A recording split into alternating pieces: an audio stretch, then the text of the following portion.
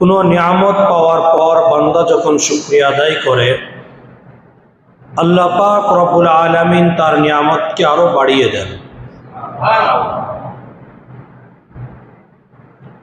যেই ধরনের নিয়ামত পেয়ে শুকরিয়া আদায় করবে, আল্লাহ তাআলা তার জন্য ওই রকম নিয়ামত বৃদ্ধি করে দেবেন। দুনিয়াবি কোনো নিয়ামত পাওয়ার পরে যদি শুকরিয়া আদায় করে, আল্লাহ পাক রব্বুল আলামিন তার জন্য দুনিয়ার নিয়ামতকে আরো বৃদ্ধি করে দিবেন। এরকম ভাবে কোনো বান্দা যদি আল্লাহ তাআলার পক্ষ থেকে আখিরাতের কোনো নিয়ামত পাওয়ার পরে তথা দ্বীনি কাজের তৌফিক পাওয়ার পরে শুকরিয়া আদায় করে, আল্লাহ পাক রব্বুল আলামিন তাকে দ্বীনি কাজ করার তৌফিক আরো বাড়িয়ে দিবেন। এরকম ভাবে কোনো বান্দা যখন দ্বীনি কাজের তৌফিক পাওয়ার পরে নিয়ম নীতি মেনে নিয়মিতভাবে আরো বেশি দ্বীনি কাজে অংশগ্রহণ করতে থাকে, এক পর্যায়ে আল্লাহ পাক রব্বুল আলামিন তাকে এই দ্বীনি কাজের মাইল ফলক হিসাবে কবুল করে নেবেন। মাইল ফলক বুঝেন? মাইল ফলক মানে কি? নির্দেশিকা, চিহ্ন। রাস্তায় যাওয়ার সময় লেখা থাকে সামনে মোড় আছে, তখন থেকে ড্রাইভার বুঝে যে সামনে গাড়ি আমার কোন দিকে ঘোরাতে হবে। এরকম লেখা থাকে যে সামনে রাস্তা বন্ধ, অন্য গলিতে ঢোকেন। এই যে সামনে বিভিন্ন ধরনের সাংকেতিক চিহ্ন থাকে, নিদর্শন থাকে, এগুলো দেখে মানুষ অনুমান করতে পারে তার এখন কোন সিদ্ধান্ত নিতে হবে। এগুলোকে বলা হয় মাইল ফলক। তো এখানে বলা হচ্ছে যদি কোনো বান্দা দ্বীনি কাজ করার পরে আল্লাহ তাআলা শুকরিয়া আদায় করে, আল্লাহ তাআলা তাকে দ্বীনি পরিবেশে বেশি বেশি আসার তৌফিক দান করবে। আর দ্বীনি পরিবেশে বারবার এসে নিয়ম রক্ষা করে যে বসবে এবং শুকরিয়া আদায় করবে, আল্লাহ তাআলা এক পর্যায়ে তাকে দ্বীনি কাজের মাইল ফলক হিসাবে কবুল করে নেবেন। অর্থাৎ আল্লাহ তাআলা তাকে দ্বীনি কাজের চুম্বক বানিয়ে নেবেন। তাকে দেখে আরো 10 জন মানুষ ঈমান ইসলামের কথা মনে হবে, তার আদর্শ দেখে অন্য মানুষ আদর্শবান হতে শিখবে, তার চলাফেরা দেখে অন্য মানুষ সুন্দরভাবে চলার একটা স্পৃহা, একটা অনুপ্রেরণা নিজের ভিতরে জাগ্রত করতে পারবে। এটাকে বলা হয় মাইল ফলক। আল্লাহ তাআলা কোরআনের মধ্যে বলেছেন, ওয়াজআলনা লিল মুত্তাকিনা ইমামা। সূরা ফুরকানের শেষের দিকে 19 নম্বর পারার 5 নম্বর পৃষ্ঠাে আল্লাহ তাআলা বলেন, ওয়াজআলনা লিল মুত্তাকিনা ইমামা। হে আল্লাহ, আপনি আমাদেরকে এই ইসলামের মাইল ফলক হিসাবে কবুল করে দেন। আমাদেরকে এমন বানিয়ে দেন যেন আমাদেরকে দেখে অন্য মানুষ হেদায়েতের উপর উঠতে পারে। আমার চলাফেরা এমন যে আমাকে দেখে মানুষ আরো ইসলাম থেকে দূরে সরে যায়, তো আমি তো মাইল ফলক হতে পারলাম। মাইল ফলক হলো যে তাকে দেখে মানুষ ইসলামের প্রতি আগ্রহী হবে, ইসলামের কাজগুলো করার ব্যাপারে তার মনের মধ্যে আরো আগ্রহ তৈরি হবে। এটাকে বলা হয় মাইল ফলক। চুম্বক, আপনারা জানেন চুম্বকের সাথে কোনো লোহা টুকরা যদি লম্বা সময় পর্যন্ত লেগে থাকে, তখন ওই লোহাটার মধ্যেও কিন্তু চুম্বকের একটা আকর্ষণ চলে আসে। বলেন আসে কিনা? ওটা কি চুম্বক হয়ে গেছে? আকর্ষণ আসছে। কেন আসছে? চুম্বকের সাথে চলাফেরা করার কারণে।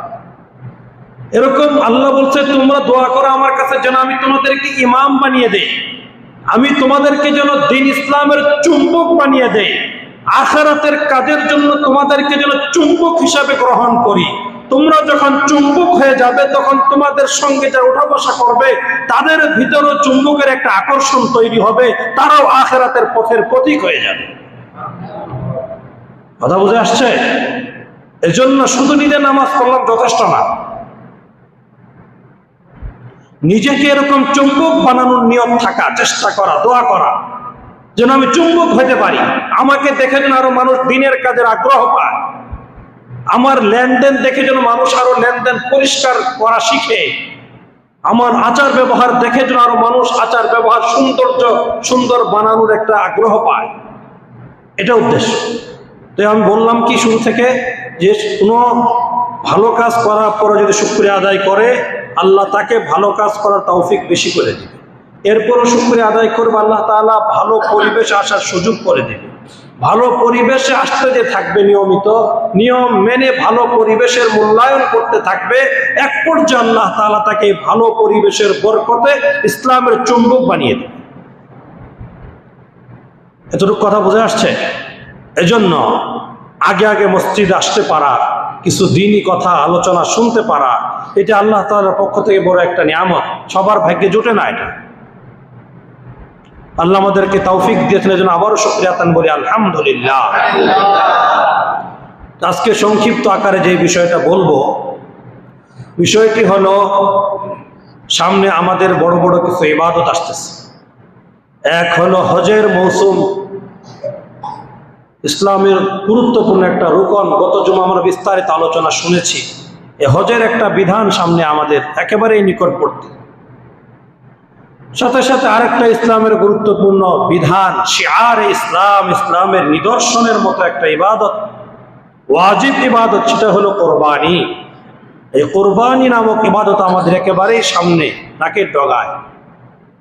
এরপরে জিলহজ মাসের প্রথম 10 দিন যে কত বরকতপূর্ণ ইবাদতের একটা গুরুত্বপূর্ণ মৌসুম, এটাও আমাদের সামনে আছে।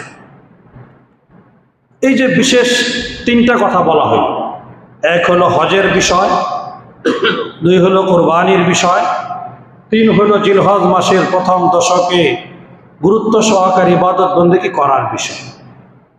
জিলহজের বিষয়ে কি করণীয় বর্জনীয় আমরা আগামী জুমায় শুনবো ইনশাআল্লাহ। আজকে আমরা যেটা আলোচনা শুনতে চাই সেটা হলো এই যে ইবাদতগুলো আমাদের সামনে আছে এবং এখনো আমরা কিছু ইবাদত রানিংয়ে আসি, করতেছি। ইবাদতগুলো আল্লাহর কাছে যেন কবুল হয়, এই বিষয়টা নিয়ে আমাদের আগে থেকে পরিষ্কার হওয়া দরকার, যে কিভাবে ইবাদতগুলো করলে আল্লাহর কাছে গ্রহণযোগ্য হবে, ওই বিষয়টা আগে থেকে ক্লিয়ার হওয়া চাই।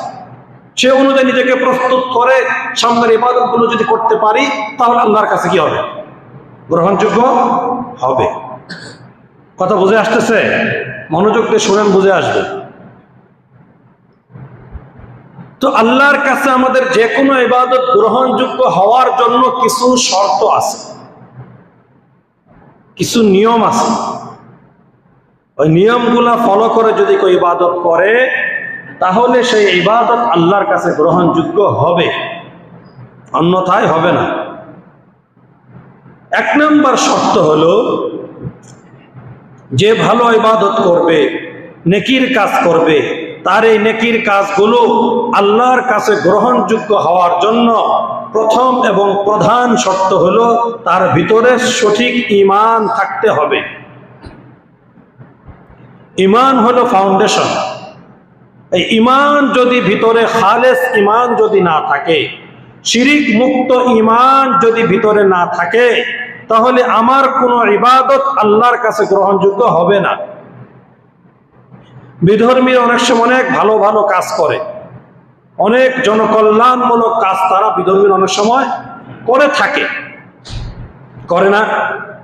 আমরা অনেকে খুশি হই, বা সে তো অনেক মানুষের উপকারে কাজ করে, জনকল্যাণমূলক কাজ করলো বা কোনো দিনই কাজ করলো, বিধর্মীরা বা নাস্তিকরা কোনো ভালো কাজ করলো, এই সমস্ত ভালো কাজের বদলা আল্লাহর পক্ষ থেকে সে জিরোও পাবে না, কিছুই পাবে না। কেন? মানুষের ভালো ইবাদতগুলো আল্লাহর কাছে গ্রহণযোগ্য হওয়ার প্রধান শর্তের নাম কি? সবাই বলেন, শিরিক মুক্ত ঈমান। কি ঈমান? শিরিক মুক্ত ঈমান লাগবে, যে ঈমানের মধ্যে বিন্দু পরিমাণ কোনো শিরিক থাকবে না, যে ঈমানের মধ্যে অন্য কোনো কিছুর সংমিশ্রণ থাকবে না, এমন ঈমান লাগবে। এক আল্লাহর প্রতি সে ঈমান রাখে। এই ঈমানের সাথে যদি কোনো আমল করে, তাহলে তার এই আমল আল্লাহর কাছে গ্রহণযোগ্য হতে পারে, না হয় না?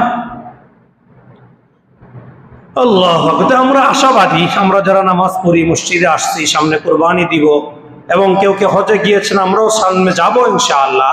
তো আমরা এতটুকু আশাবাদী যে আমাদের অন্তরে এক আল্লাহর প্রতি কি আছে?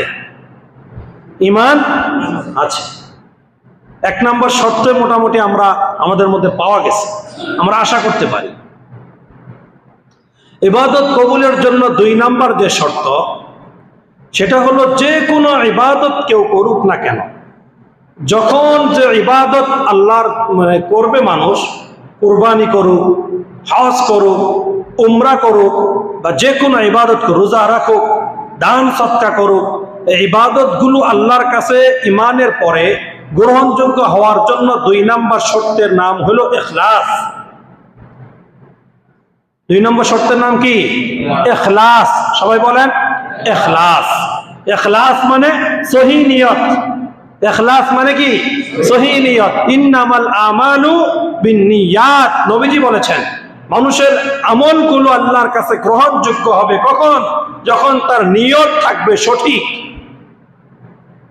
নিয়তের মধ্যে যদি সামান্য পরিমাণ কোনো ভেজাল থাকে, ওই নিয়তের দ্বারা যে আমল করবে, যত মনোযোগ দিয়ে করুক না কেন, যত সুন্দরভাবে করুক না কেন, সেই আমল আল্লাহর কাছে গ্রহণযোগ্য হবে না। এই জন্য আমল কবুলের 2 নম্বর শর্তের নাম হলো ইখলাস লাগবে। আল্লাহু আকবার। যে আল্লাহ আমাদেরকে সৃষ্টি করেছেন, ওই আল্লাহর জন্য করতে হবে। আমরা যার থেকে এসেছি শুধু তার জন্যই করতে হবে। ভাবনা শুধু তাকে নিয়েই ভাবতে হবে যিনি আমাদেরকে পাঠিয়েছেন। ফিকির শুধু তাকে নিয়েই করতে হবে যিনি আমাদেরকে দুনিয়াতে রিজিক দিচ্ছেন। আমল শুধু তার জন্যই করতে হবে যিনি আমাদের মালিক। এটা হলো ইখলাস।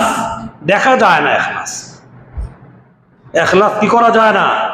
দেখা যায় না, এটা অন্তরের ভিতরে থাকে। কুল হুয়াল্লাহ সূরা নাম শুনছেন নি? এই সূরাটার নাম কি? সূরা ইখলাস। দেখেন দেখি কোরআনের মধ্যে যতগুলা সূরা আছে, সমস্ত সূরার নাম ওই সূরার ভিতরে আছে, দেখা যায়। কিন্তু কুল হুয়াল্লাহ সূরার নাম সূরার ভিতরে দেখা যায় না। চিন্তা করছেন নি কোনো সময়? এই যে সূরাটা কুল হুয়াল্লাহ, সূরার নাম কি? সূরা ইখলাস। এই সূরার নাম সূরার ভিতরে দেখা যায় না, নাই। কি উদ্দেশ্য? ইখলাস এটা মুখে বলার জিনিস না, ইখলাস এটা দেখা যাওয়ার মতো জিনিস না, ইখলাস এটা প্রকাশ করার মতো জিনিস না। ইখলাস তোমার অন্তরে থাকবে, তুমি জানবে, তোমার আল্লাহ জানবে, ওটার নাম হলো ইখলাস। কথা বুঝে আসছে? এজন্য যে কোন আমল আল্লাহর কাছে কবুল হওয়ার জন্য ঈমানের পরেই যে শর্ত, সেটা হলো ইখলাস থাকতে হবে, এক আল্লাহর জন্য হতে হবে। কোরআনে হাকিমের মধ্যে আল্লাহ পাক রব্বুল আলামিন বলেছেন, কুল ইন্না সালাতি ওয়া নুসুকি ওয়া মাহইয়ায়া ওয়া মামাতি লিল্লাহি রাব্বিল আলামিন।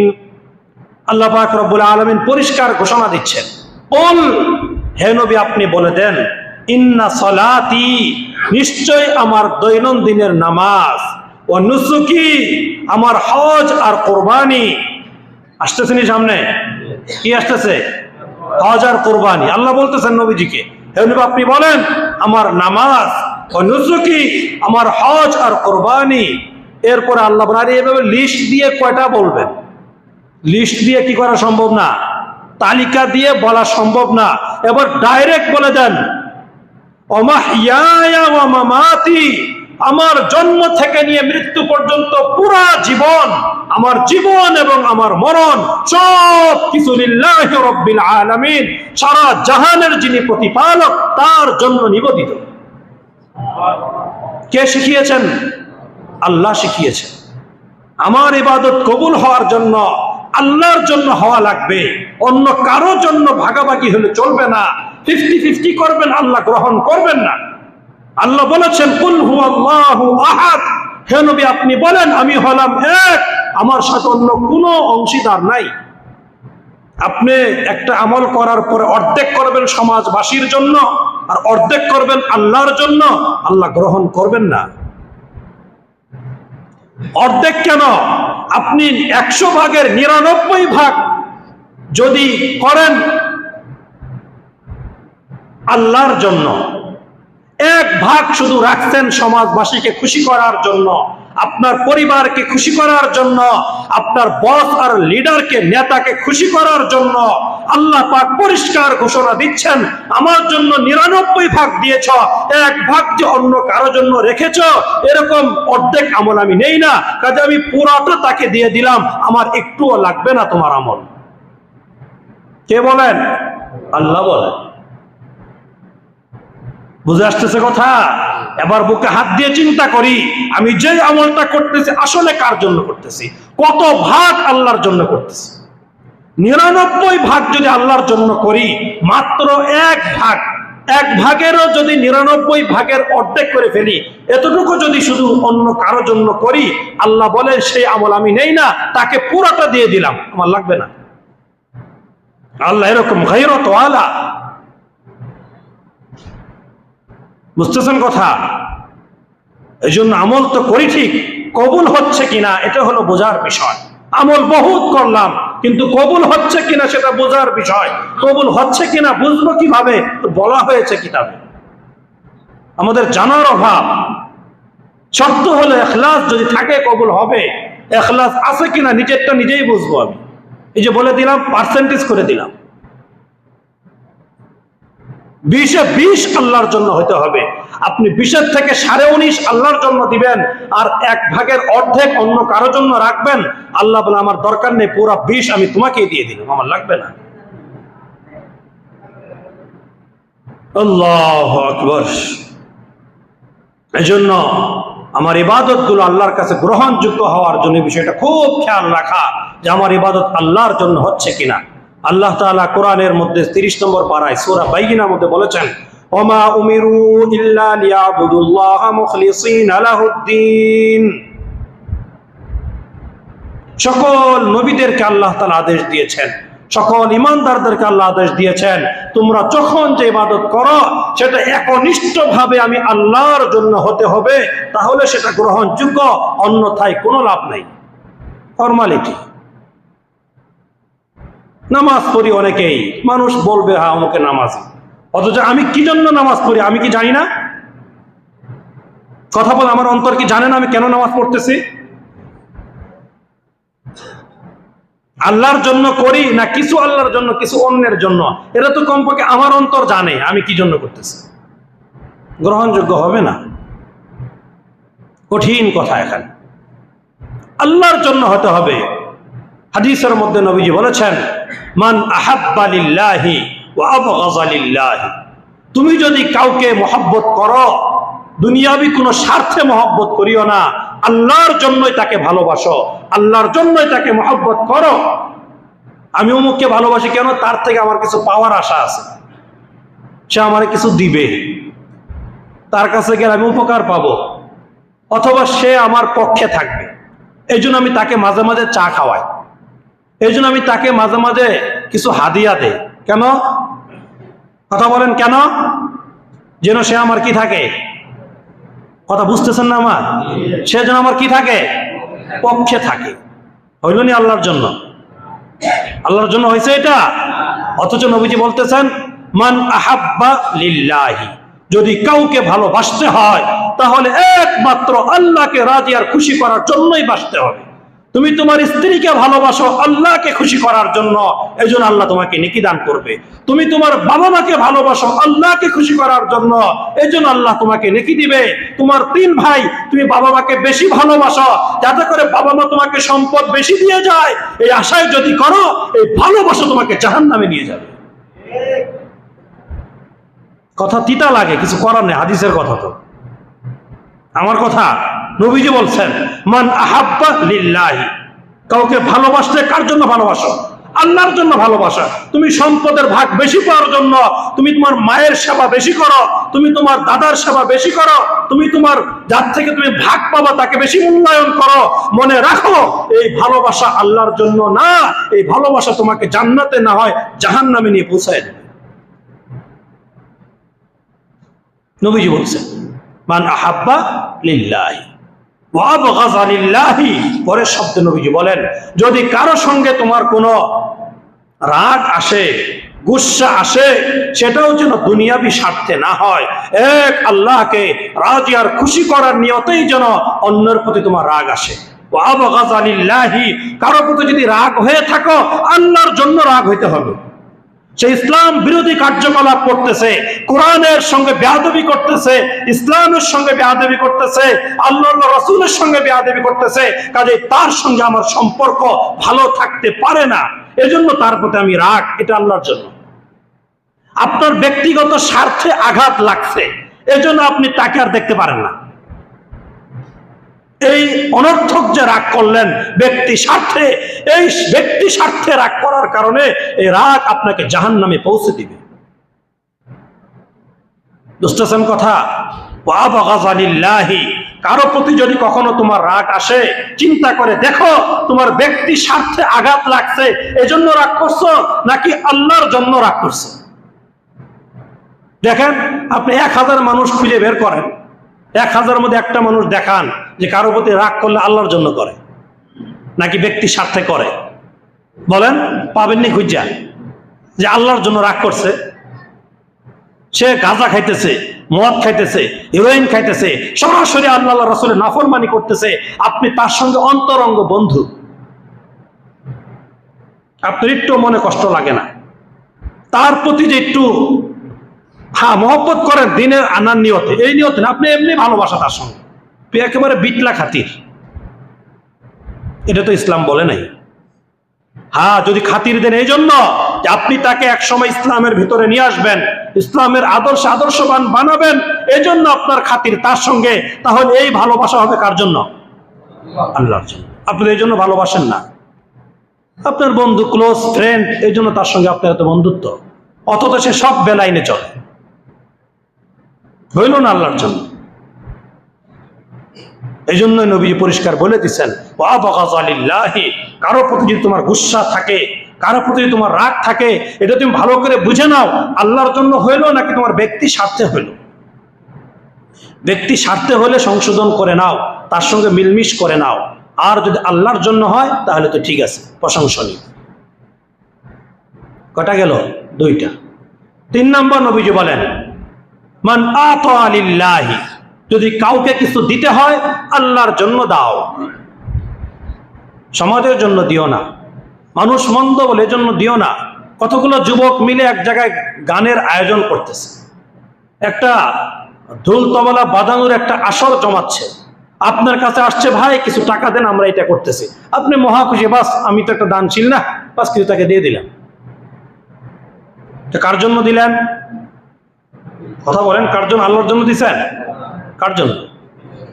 শয়তানকে খুশি করার জন্য। কাকে খুশি করার জন্য? শয়তানকে। এদিন ওইজি বলছেন, কাউকে যদি কিছু দিতেই হয় চিন্তা করে দেখো তোমার এই দানের মধ্যে আল্লাহ খুশি আছে কিনা, ওটা অন্তরে জাগরুক রেখে এরপর তুমি কাউকে কিছু দাও, তাহলে এই দানের দ্বারা দুনিয়া আখিরাতে তুমি সফলতা পাবে। এরপরে 4 নম্বরে নবীজি বলেন, ওয়ামানা আলিল্লাহি, যদি কাউকে কিছু দেওয়া থেকে বিরত থাকো তাহলে এটাও যেন আল্লাহর জন্য হয়। এই জায়গায় আল্লাহ ব্যয় করতে নিষেধ করেছেন, এই জায়গায় আল্লাহ খরচ করতে নিষেধ করেছেন, এজন্য আমি এখানে খরচ করব না, আল্লাহর জন্য খরচ করা থেকে বিরত থাকো। তাহলে নবীজি ঘোষণা দিচ্ছেন, ফাকাদ ইস্তাকমালাল ঈমান, এই 4টে কাজ যার ভিতরে থাকবে নবীজি সার্টিফিকেট দিচ্ছেন ওই ব্যক্তি তার ঈমানকে পরিপূর্ণতায় পৌঁছে দিল। আল্লাহ তাআলা আমাদের ঈমানকে পূর্ণতায় পৌঁছাবার তৌফিক দান করেন। তাহলে বলছিলাম, কোন আমল আল্লাহর কাছে গ্রহণযোগ্য হওয়ার জন্য 1 নম্বর শর্তের নাম কি? ঈমান। 2 নম্বর শর্তের নাম কি? ইখলাস, আল্লাহর জন্য। আপনি যদি সমাজকে খুশি করার জন্য কোনো কাজ করেন, আপনি পরিষ্কার মনে রাখেন একদিন এই সমাজ আপনার বিরুদ্ধে চলে যাবে, মাঝখান দিয়ে আপনার আল্লাহকে আপনি হারালেন। আপনি যদি আপনার নেতাকে খুশি করার জন্য কোনো কাজ করেন, ওই নেতা একদিন আপনার হাতছাড়া হয়ে যাবে, মাঝখান থেকে আপনি আল্লাহকে হারালেন। আপনি যদি আপনার পরিবারের কোনো সদস্যকে খুশি করার জন্য আল্লাহর নাফরমানি করেন, মনে রাখবেন ওই পরিবার একদিন আপনাকে ছেড়ে দিবে, মাঝখান দিয়ে আল্লাহকে আপনি হারিয়ে ফেললেন। আর যদি আপনি আল্লাহর জন্য কোনো কিছু করেন, আল্লাহকে রাজি আর খুশি করার জন্য সমাজ ছেড়ে দিলেন, আল্লাহকে রাজি খুশি করার জন্য আপনার নেতাকে ছেড়ে দিলেন, আল্লাহকে রাজি খুশি করার জন্য আপনার বসকে ছেড়ে দিলেন, মনে রাখবেন, কসম করে বলি, একদিন না একদিন আল্লাহ তাআলা ওই সব কিছুকে সময় মতো আপনার অনুগত করে দিবে। আপনি তাদেরকেও পেলেন, আল্লাহকে খুশি করতে পারলেন। আল্লাহ নবীজি বলেছেন, মান তারাকা শাইআন ইবতিগা আল্লাহি ফাআতাহু আল্লাহু খায়রুম মিন। হাদিস, মান তারাকা শাইআন ইবতিগা আল্লাহি, যে ব্যক্তি দুনিয়ার কোন জিনিস ছেড়ে দিল আল্লাহকে রাজি আর খুশি করার জন্য, আল্লাহকে পাওয়ার জন্য দুনিয়ার কোন বিষয়কে ছেড়ে দিল, ফাআতাহু আল্লাহু খায়রুম মিনহু, আল্লাহ তাআলা তাকে যেটা সে হারিয়েছে, যেটা সে হাতছাড়া করেছে, এর থেকে উত্তম জিনিস আল্লাহ তাকে দান করবেন। কে বলছে? নবীজি বলছেন, হাদিস। এজন্য আমার আমল কবুল হচ্ছে কিনা এখনই যাচাই করা। আমি যে কুরবানির পশু কিনতে যাব, আমার নিয়ত কি? সমাজের লোকেরা বলে এবার অমুকের গরুটা সমাজের মধ্যে সবচেয়ে বড় গরু, এই নিয়ত যদি থাকে আপনার কুরবানি দেওয়া দরকার নাই। আপনি একটা ছাগল কিনে কুরবানি দেন, অথবা নিয়ত থাকে যে আমি বলবো কুরবানি পরের দিন, আরে আমার গরুতে 5 মণ গোশত হয়েছে, তোর কয় মণ? এটা বুক ফোলায় কথা বলা, বুঝেন না? আমি বড় গরু দিতে পারছি, আমার গরু 5 লাখ, তোরটা কত রে? এখন থেকে মনকে পরিষ্কার করেন, কুরবানি কেন দিচ্ছেন? সবসময় বড় গরু দিয়ে আসছি, এবার যদি ছোট দিয়ে মানুষে কি বলবে? কার জন্য হইলো? বলেন, কার জন্য হইলো? মানুষের জন্য।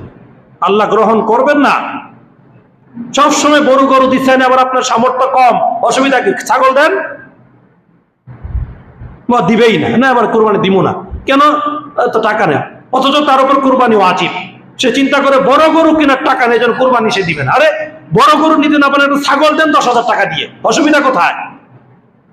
আপনি তো আল্লাহর জন্য করতেছেন, না গোশত খাওয়ার জন্য, না মানুষকে দেখানোর জন্য। তাহলে শরম পান কেন?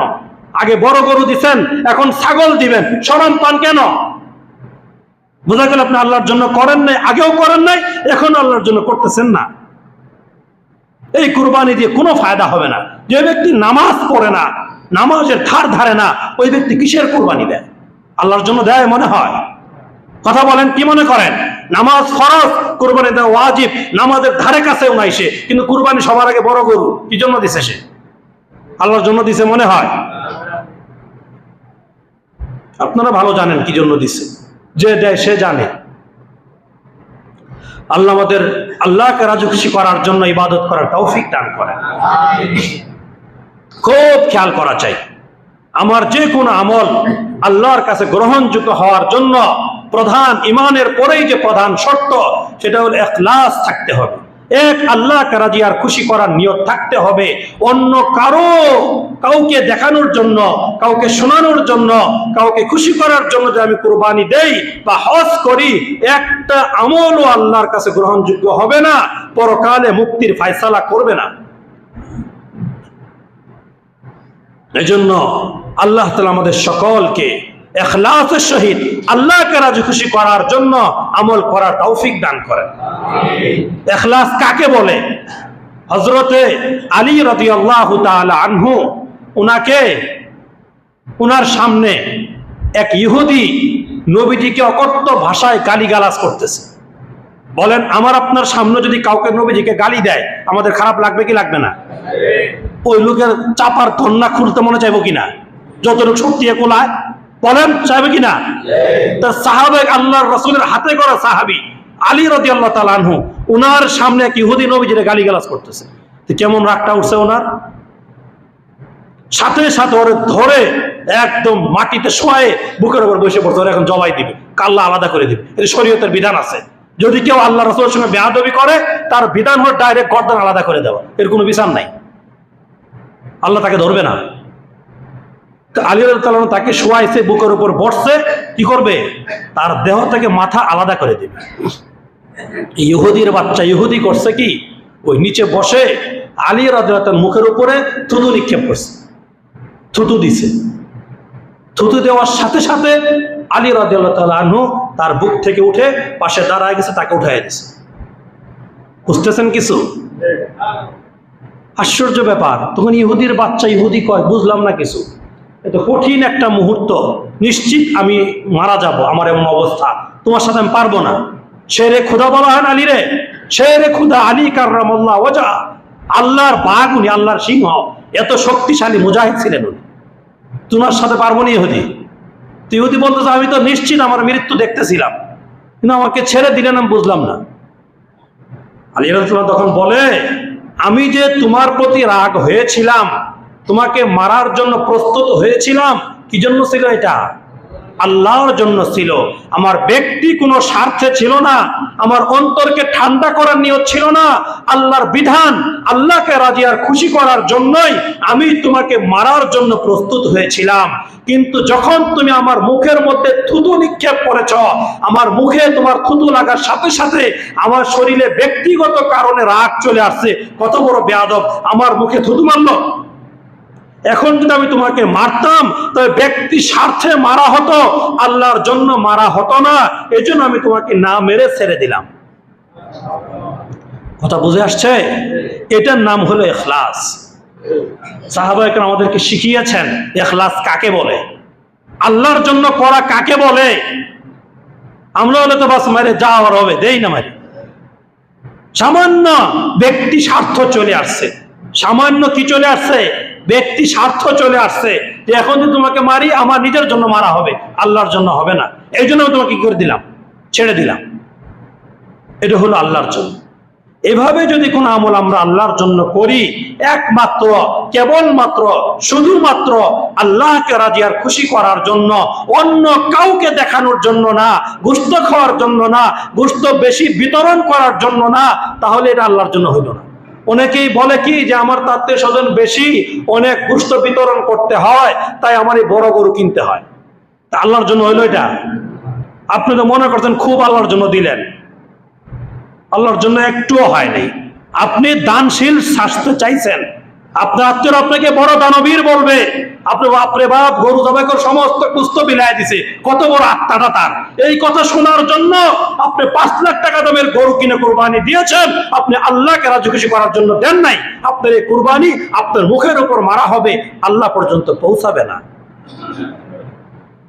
কথা বুঝে আসতেছে? এজন্য যারা আমরা কোরবানি দিব, নিয়তকে খাঁটি করি, নিয়তকে পাকা করি, যে কেন দিব, যেন আল্লাহর জন্য হয়, অন্য কোনো নিয়ত যেন না থাকে, শুধুই আল্লাহর জন্য। এটা বারবার নিজেকে বুঝাবো যে আমি গরু কিনতে যাব, আল্লাহর জন্য কিনতে যাব, গরুর দামাদামি করব, আল্লাহর জন্য করব, এত টাকা দিয়ে গরু কিনবো, আল্লাহর জন্য কিনবো, গরু গোশত বানাবো, আল্লাহর জন্য বানাবো, যা করব শুধু আল্লাহর জন্য করব। এভাবে মনকে কতক্ষণ পর পর ঝালাই দেওয়া। বুঝে আসছে কথা? না হয় ইবাদত করব ঠিক, কষ্ট করব, টাকা খরচ করব, কিন্তু আল্লাহর কাছে গ্রহণযোগ্য হবে না। আল্লাহ আমাদের তৌফিক দান করেন। 3 নম্বর যে শর্ত ইবাদত কবুলের, 1 নম্বর কি? ঈমান। 2 নম্বর কি? ইখলাস। 3 নম্বর হলো যে কোনো ইবাদত করি না কেন সেটা নবীজির বাতানো তরিকা অনুযায়ী হতে হবে। নবীজি যেভাবে করতে বলেছেন সেভাবে করতে হবে। আমার মন গড়া ভাবে করলে হবে না, আমার মন গড়া ভাবে করলে হবে না। আপনি টেইলার্সে একটা জামা বানাইতে দিচ্ছেন, আপনার একটা গায়ের জামা যেটা শরীরে ভালোভাবে ফিটিং হয়, সুন্দরভাবে আপনার শরীরে মানায়, এমন একটা জামা তাকে দিয়ে আসছেন মাপের জন্য। আমি যেই জামাটা দিয়ে গেলাম ঠিক এটার মডেলে এই নতুন কাপড় দিয়ে একটা জামা বানায় দেন। আপনি 7 দিন পরে জামা আনতে গেছেন, যাওয়ার পরে দেখেন পকেটে একটা দিছে আর একটা দেয় নাই, হাতে একটা দিছে মোটা, একটা দিছে চিকন, কলার একটা দিছে মোটা, একটা দিছে চিকন, বোতামে একটা দিছে আর একটা দেয় নাই, এক কোণা ঝুলে রয়েছে আর এক কোণা বাঁকা হয়ে রয়েছে। বলেন আপনার এই জামা আপনি নিবেন কেন? আপনার কাপড় দিয়েই বানানো, নিবেন না কেন? বলেন কেন নিবেন না? আপনি যে স্যাম্পল তাকে দিয়েছিলেন, আপনি যে একটা মডেল তাকে দিয়েছিলেন, এই মডেল অনুযায়ী না হওয়ার কারণে সে যত সুন্দর করেই বানাক, এটা আপনি কি করবেন না? গ্রহণ করবেন না। আমার আপনার মডেল ভালো নাকি আল্লাহর দেওয়া মডেল ভালো? তা আল্লাহ তো আমাদের ইবাদত গুলো কবুল হওয়ার জন্য মডেল দিয়েছেন। কি দিয়েছেন? মডেল দিয়েছেন, স্যাম্পল দিয়েছেন, নমুনা দিয়েছেন যে আমি হাবিবকে পাঠালাম, মুহাম্মদুর রাসূলুল্লাহ সাল্লাল্লাহু আলাইহি ওয়াসাল্লামকে পাঠালাম। কাজেই তোমার যে কোনো ইবাদত আমি আল্লাহ পর্যন্ত পৌঁছাতে হলে আমার দেওয়া মডেল অনুযায়ী হতে হবে, তাহলে কেবল আমি আল্লাহ গ্রহণ করব। না হয় তুমি যত সুন্দরভাবে করো না কেন, যত ভালোভাবে করো না কেন, সেই আমল আমি আল্লাহ পর্যন্ত পৌঁছবে না। কথা বুঝে আসছে? আল্লাহ মডেল দিয়েছেন। কোরআনের মধ্যে আল্লাহ বলেছেন, কুল ইন কুনতুম তুহিব্বুনাল্লাহ ফাত্তাবিউনি ইউহিব্বুকুমুল্লাহ। হে নবী, আপনি বলে দেন, তারা যদি আপনার অনুসরণ করতে থাকে, তারা যদি আমি আপনাকে যে মডেল হিসেবে পাঠিয়েছি, নমুনা হিসেবে পাঠিয়েছি, সর্ব ইবাদতের ক্ষেত্রে যদি তারা আপনাকে মডেল হিসেবে মেনে নেয়, আপনার অনুসরণ করে, আপনার আদর্শ অনুযায়ী তারা চলে, তাহলে এতদিন পর্যন্ত সে আমাকে চাইছে, এখন আমি আল্লাহ তাকে চাওয়া শুরু করে দিব। এতদিন সে তালেব ছিল, এখন আমার বান্দা আমার কাছে মাতলুব হয়ে যাবে। এতদিন সে মুহিব ছিল, এখন সে আমার কাছে মাহবুব হয়ে যাবে। এতদিন সে আশিক ছিল, এখন থেকে সে আমার কাছে মাশুক হয়ে যাবে। আল্লাহ বলছেন, এতদিন সে আমাকে চাইছে, কিন্তু সে যদি আমার স্যাম্পল দেওয়া অনুযায়ী আমল করে, আমি আল্লাহ আমার বান্দাকে চাইব। এতদিন সে আমাকে মহব্বত করছে, এখন আমি আল্লাহ নিজে তাকে ভালোবাসতে শুরু করব। আল্লাহর ভালোবাসা আমরা চাই কি চাই না? আল্লাহর ভালোবাসা যদি চাই, তাহলে আল্লাহর দেওয়া মডেল অনুযায়ী জীবন পরিচালিত করতে হবে। কথা বুঝতেছেন? আমার নেতার দেওয়া মডেল অনুযায়ী জীবন চালালে হবে না, আমার সমাজের তৈরি করা মডেল অনুযায়ী জীবন চালালে হবে না, আমার বাপদাদার দেওয়া মডেল অনুযায়ী জীবন চালালে হবে না। আল্লাহর দেওয়া মডেল অনুযায়ী যদি জীবন পরিচালিত করা হয়, তাহলে ওই জীবনই কেবল আল্লাহর কাছে গ্রহণযোগ্য, অন্যথায় নয়। আল্লাহ মডেল দিয়েছেন। নবীজি কুরবানি দেন নাই? নবীজি হজ করেন নাই? বিদায় হজের ভাষণে নবীজি পরিষ্কার বলে গেছেন, জীবনের সর্বশেষ হজ যেটা নবীজি করেছেন, ওই হজের সময় আরাফার ময়দানে 9 তারিখে নবীজি ভাষণ দিয়েছেন, লম্বা ভাষণ। ওই ভাষণের মধ্যে নবীজি বলেছেন, তারাকতু ফীকুম আমরাইন লান তাদিল্লু মা তামাসসাকতুম বিহিমা কিতাবাল্লাহি ওয়া সুন্নাত রাসূলি। হে আমার উম্মতেরা, প্রায় 1.25 লক্ষ সাহাবায়ে কেরাম ওই সময় নবীজির সামনে উপস্থিত ছিল। সবাইকে সম্বোধন করে নবীজি পরিষ্কার ঘোষণা দিয়েছেন, আমি তোমাদের সামনে মডেল হিসাবে 2টা জিনিস রেখে গেলাম। যতক্ষণ পর্যন্ত তোমরা এই 2টা জিনিসকে শক্ত করে ধরে রাখবে, ততদিন পর্যন্ত তোমরা হেদায়েতের পথ থেকে বিচ্যুত হবে না। 1 নম্বর হলো কিতাব আল্লাহ, আল্লাহর কোরআনে যে বিধান দেওয়া আছে, পুঙ্খানুপুঙ্খানুভাবে আল্লাহর দেওয়া বিধানগুলো মানতে হবে। 2 নম্বর হলো সুন্নাত রাসূলি, আমি যতগুলো আদর্শ রেখে গেলাম, যতগুলো মডেল রেখে গেলাম, এই মডেলগুলো তোমরা ফলো করে চলো, তাহলে তোমরা মরণের আগে বিভ্রান্ত হবে না। নবীজি বলে গেছেন। এজন্য আমাদের খুব খেয়াল রাখা, আমাদের আমলগুলো যেন নবীজির তরিকা অনুযায়ী হয়। নবীজি কিভাবে কোরবানি দিয়েছেন, নবীজি কিভাবে আকিকা করেছেন, নবীজি কিভাবে জিলহজ মাসের প্রথম 10 দিন ইবাদত করেছেন, নবীজি কিভাবে হজ উমরা পালন করেছেন, ওগুলো জেনে সে অনুযায়ী আমাদের জীবনের আমলগুলো পরিচালনা করতে হবে, তাহলে আল্লাহর কাছে গ্রহণযোগ্য। অনেকেই বলে, আমার ভিতরই ঠিক নাই, বাহ্যিক সুন্দর করে কি হবে? আছে না নাই? আমার ভিতর যে কেমন আমি জানি, আমার ভিতর ঠিক নাই, আমার বাহ্যিক নবীজির রঙে রঙাইলে কি লাভ হবে? এটাও একটা ধোঁকাবাজি কথা। এই কথাটা হলো আপনাকে আমাকে বঞ্চিত করার মতো একটা কথা। বুজুর্গানে দিন বলেছেন, তেরে মাহবুব কিয়া রব শবাহত লেকে আয়া হো, मैं सूरत लेकर आया हूं हकीकत कर दे तू। হে আল্লাহ, আমি শুধু আমার সাধ্য অনুযায়ী আপনার দেওয়া মডেল যেরকম ছিল ওরকম ভাবে আমার জীবনকে বাহ্যিকভাবে সাজায় নিয়ে আসছি, আপনি ওটার বাস্তবতা ভিতরগত ওরকম আদর্শবান বানায় দেন। কোন বান্দা যদি তার বাহ্যিককে নবীজির সূরতের সঙ্গে মিলায়, নবীজির মুখের সঙ্গে নিজের মুখ মিলায়, নবীজির পোশাকের সঙ্গে নিজের পোশাক মিলায়, নবীজির পরিবার ব্যবস্থার সাথে নিজের পরিবার ব্যবস্থাকে মিলায়, মোট কথা নবীজির জীবনের সর্বক্ষেত্রে যেভাবে ছিল, যদি কেউ নিজের জীবনকে বাহ্যিকভাবে নবীজির জীবনের রঙে রঙ্গায়িত করে, এরপরে যদি আল্লাহর কাছে বলে, হে আল্লাহ, আমার সাধ্য অনুযায়ী আপনার দেওয়া মডেল অনুযায়ী আমার জীবনকে সাজিয়েছি, এবার আপনি আমার ভিতরকেও আসল আদর্শওয়ালা বানায় দেন, আল্লাহ শুনবে না? এই জন্য বাহ্যিকও সাজাইতে হবে, ভিতরও যেমন সাজাতে হবে, সুন্দর করতে হবে, জীবনের বাহ্যিক অবস্থা, বাহিরগত অবস্থা, এটাও আদর্শবান হতে হবে। নবীজির আদর্শবান যদি না হয় তাহলে সেটা বেদাতে রূপ নিবে, আর যে বেদাত করবে সে সোজা জাহান্নামে যাবে। অকুল্লু দালালাতিন ফিন্নার, যে বেদাত করবে সে পথভ্রষ্ট হইল, আর যে পথভ্রষ্ট সে জাহান্নামে যাবে। এজন্য সর্ব আমলের ক্ষেত্রে নবীজির আদর্শ কি সেটা জেনে সে অনুযায়ী করার চেষ্টা করা। কয়টা শর্ত গেল? 3টা। সর্বশেষ এটা বলেই শেষ। 4 নম্বর শর্ত, আল্লাহর কাছে আমার কোনো ইবাদত, কুরবানি, হজ, যে কোনো ইবাদত গ্রহণযোগ্য হওয়ার জন্য 4 নম্বর যে শর্ত, সেটা হলো ইবাদত করার পরে মনের মধ্যে ভয় রাখা যে আল্লাহ, আমি তো আমার সাধ্যমতো ইবাদতটা করলাম, ইবাদতটা কবুল হইল কিনা জানি না, তুমি দয়া করে আমার ইবাদতকে কবুল করে নাও। এই দোয়া করতে থাকা, ইস্তেগফার করতে থাকা, এই কথা বলতে থাকে, আল্লাহ, আপনার যেরকম শান ছিল, আপনার যত বড় মর্যাদার অধিকারী, যেভাবে ইবাদতটা করার কথা ছিল আমি তো সেভাবে ইবাদতটা করতে পারি নাই, কাজে ইবাদত করতে গিয়ে যত ভুল ত্রুটি হয়েছে আপনি ভুল ত্রুটিগুলো মাফ করে দিয়ে কবুল করে নেন।